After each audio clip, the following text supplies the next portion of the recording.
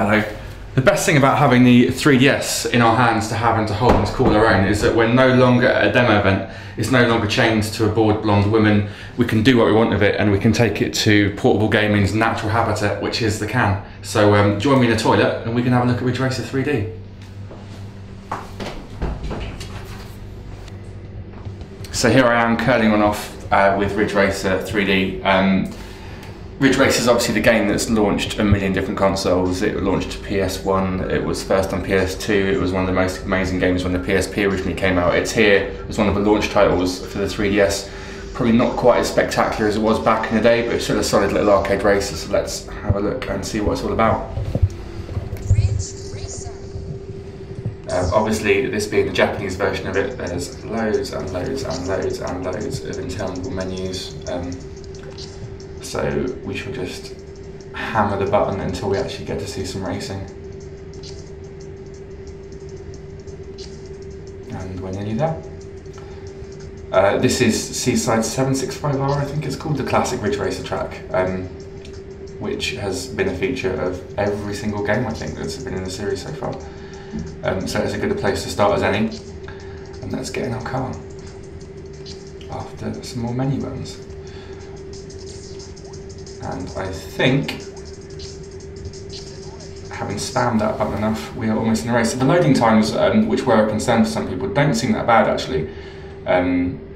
You'll see it is a few seconds, it's not quite instantaneous as you might have hoped from a cartridge game, but there you go, you're in there pretty quickly.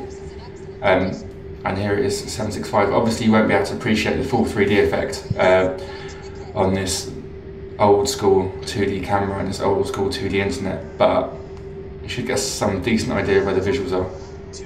It's not the most spectacular of launch games.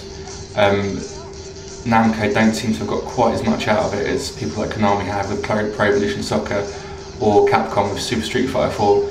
It still looks pretty solid. To be perfectly honest, it doesn't look that much better than the iPhone version, but it's colourful, and no real issues, just it's not doing anything that spectacular. As you can see as we're racing along, you're getting all kinds of crazy particle effects which in 3D do look kind of crazy. I'm trying to make full use of the 3D effect. It's a little bit cheap, but it does serves the purpose of hammering home that this is Ridge Racer in 3D. And it's typical Ridge Racer gameplay, arcade racing, drift heavy, bit of nitro as well. I mean, they haven't exactly altered it in any way, but I don't think people were expecting them to. It's just this is Ridge Racer on the 3DS, and it's a fairly handsome version of it and a fairly solid version of it. So that was one lap of Ridge Racer on the 3DS. We've got a few more of the launch games where we're going through those of you, so keep an eye on IGN.com, and we'll have more on the 3DS for you soon.